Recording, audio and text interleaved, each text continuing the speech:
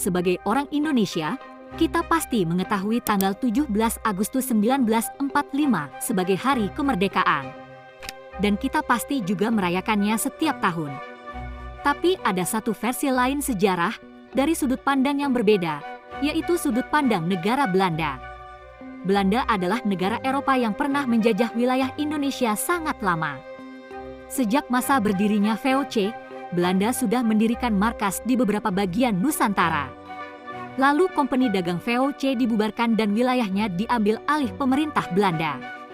Sejak saat itu, berdirilah negara koloni Hindia Belanda. Negara koloni ini terus memperluas wilayahnya, menaklukkan satu persatu kerajaan di Nusantara, hingga kemudian wilayahnya membentang dari Aceh sampai Papua. Kekuasaan Belanda yang sudah berlangsung ratusan tahun, kemudian berakhir saat Perang Dunia Kedua. Negara Belanda dikuasai dan diduduki oleh negara Jerman, dan wilayah koloni Hindia Belanda direbut oleh pasukan militer Jepang. Hal ini terjadi pada bulan Maret tahun 1942. Dalam perkembangan jalannya Perang Dunia Kedua, Jerman dan Jepang ternyata kalah. Setelah itu Jepang menyerah dan meninggalkan pendudukan mereka di bekas wilayah Hindia Belanda. Periode kekosongan kekuasaan ini langsung dimanfaatkan oleh kaum nasionalis untuk memproklamasikan kemerdekaan Indonesia. Maka, pada tanggal 17 Agustus 1945, lahirlah sebuah negara baru yaitu Indonesia. Indonesia merdeka di atas wilayah yang dulu merupakan koloni Hindia Belanda dan bekas pendudukan militer Jepang. Bagi negara Belanda dan bekas-bekas kekuatan mereka di Indonesia, kemerdekaan Indonesia tentu jadi kabar buruk.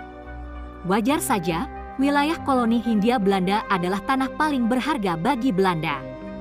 Selama ratusan tahun, sumber daya alam Indonesia telah menjadi bahan bakar untuk membangun ekonomi negara Belanda. Belanda pastinya tidak mau begitu saja kehilangan tanah jajahan mereka yang berharga.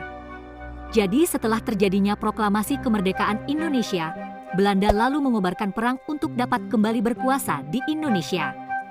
Perang Revolusi Kemerdekaan Indonesia yang terjadi dalam serangkaian peristiwa selama kurang lebih 4 tahun, memakan korban jiwa yang sangat banyak, khususnya dari kalangan pribumi Indonesia.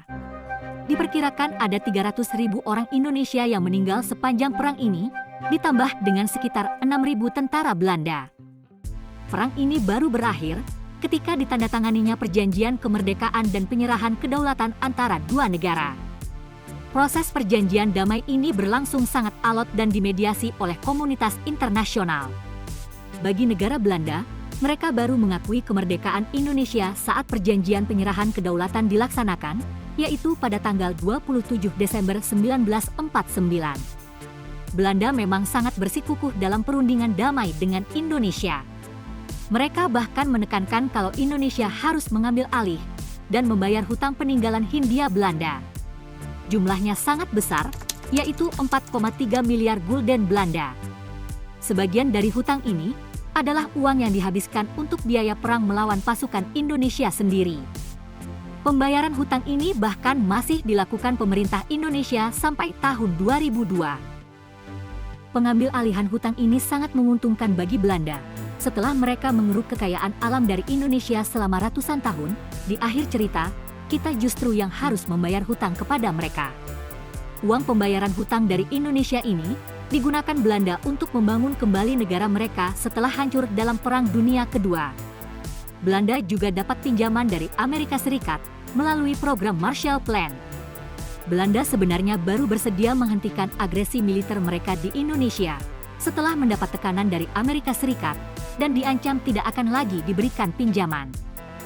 Terlepas dari itu semua, pengakuan dari Belanda tentu tidak jadi urusan bagi Indonesia.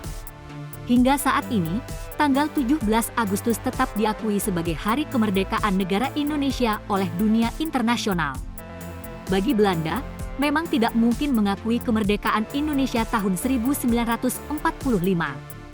Sebab jika begitu, mereka sama saja mengakui kalau tindakan agresi militer mereka sebagai sesuatu yang ilegal dan merupakan kejahatan perang. Padahal Belanda selalu menganggap tindakan agresi militer mereka sebagai aksi polisionil atau pemulihan ketertiban. Selain keengganan untuk mengakui kemerdekaan Indonesia pada tahun 1945, masih ada beberapa sikap aneh lainnya yang ditunjukkan oleh Belanda berkaitan dengan peristiwa sepanjang revolusi kemerdekaan Indonesia. Setiap tanggal 4 Mei, Belanda selalu membuat peringatan untuk mengenang para korban yang terbunuh dalam Perang Dunia Kedua maupun sesudahnya. Tapi Belanda hanya membuat peringatan untuk para korban dari orang-orang Belanda saja. Mereka tidak mau mengakui 300.000 orang Indonesia yang juga menjadi korban dalam Perang Revolusi. Padahal di satu sisi, Belanda tidak mau mengakui kemerdekaan Indonesia tahun 1945 atau masih menganggapnya sebagai bagian kekuasaan Belanda. Tapi di sisi lain, mereka tidak mengakui atau memperingati para korban di sana. Sepanjang masa penjajahan mereka di Indonesia, Belanda memang menjalankan kebijakan apartheid. Mereka hanya menganggap tinggi ras orang-orang Eropa saja dan menganggap rendah orang-orang pribumi. Konsep pemisahan ras ini terus dipertahankan Belanda sepanjang masa mereka berkuasa. Kolonialisme Belanda memang tidak pernah memberikan kewarganegaraan bagi orang Indonesia asli. Jadi pada hari di mana mereka memperingati korban sipil akibat perang, korban sipil Indonesia tidak diperingati sebab mereka tidak memiliki kewarganegaraan di bawah kekuasaan kolonial. Belanda juga tidak pernah memperingati orang-orang lokal Indonesia yang menjadi korban dalam Perang Dunia Kedua. Perlu diingat, kalau diperkirakan ada 4 juta orang pribumi Indonesia yang terbunuh saat perang. Ada yang terbunuh di medan perang, ikut dalam kerja paksa, hingga kelaparan. Dalam catatan Belanda, hanya ada 20.000 korban sipil Perang Dunia Kedua di Indonesia. Penyebabnya karena mereka hanya mengakui korban dari orang kulit putih saja. Belanda tidak pernah menganggap penting 4 juta korban pribumi yang terbunuh dalam Perang Dunia Kedua atau 300.000 korban dalam Perang Revolusi Kemerdekaan. Tapi di satu sisi, Belanda tetap bersikukuh kalau sebelum tahun 1949, wilayah Indonesia masih tetap jadi bagian dari kekuasaan mereka. Belanda hanya mau mengakui wilayahnya saja, tapi tidak dengan penduduk lokal di sana. Penjajahan memang dibangun atas politik supremasi rasial.